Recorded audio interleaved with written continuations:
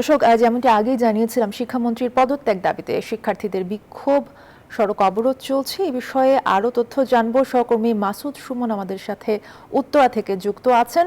সুমন, একটু জানাবেন যে বর্তমান পরিস্থিতি কেমন? শিক্ষার্থীরা ৩টি দাবির কথা জানিয়েছিলেন, এই দাবিগুলো কি কি এবং যানজট পরিস্থিতি কেমন দেখছেন? ধন্যবাদ। আমি এই মুহূর্তে ঠিক উত্তরা বিএনএস সেন্টারের সামনে আছি। এখানে সকাল 11টার পর থেকেই মূলত শিক্ষার্থীরা জড়ো হয়েছেন এবং বিভিন্ন স্লোগানে মুখর করে রেখেছেন।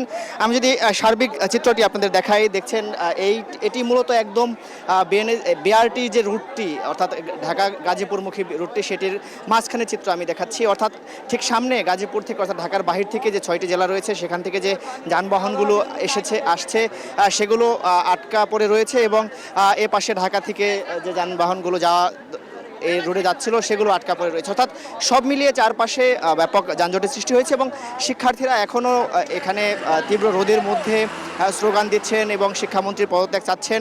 দেশ জুড়ে যে কোনো কেনাকাটায় 10,000 টাকার বেশি অফার, তাই পেমেন্ট মানেই বিকাশ। এবং কয়েক ভাগে বিভক্ত হয়ে, অর্থাৎ আপনারা জানেন যে এই রাস্তাটি 4টি লেনে বিভক্ত, অর্থাৎ এই 4টি লেনেই শিক্ষার্থীরা অবস্থান করছেন। আমরা এখানে নারী শিক্ষার্থীদের দেখেছি এবং শিক্ষার্থীরা স্কুল ড্রেস পরে কিন্তু এখানে তারা অবস্থান করছেন এবং দাবির বিষয়ে তারা স্লোগান দিচ্ছেন এবং বিভিন্ন বক্তব্য দিচ্ছেন। তবে জরুরি সেবার যে যানবাহনগুলো, সেগুলোকে কিন্তু ছেড়ে দেওয়া হচ্ছে, বা রোগী বা বিমানবন্দরে যারা যাচ্ছেন তাদেরকে তারা একটি নির্দিষ্ট লাইন করে সেই গাড়িগুলো আপনি দেখছেন ছেড়ে দেওয়া হচ্ছে।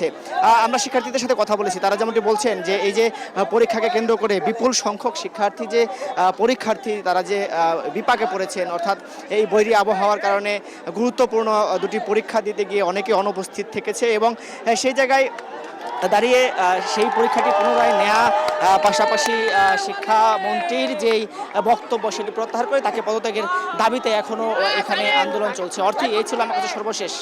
ধন্যবাদ আপনাকে।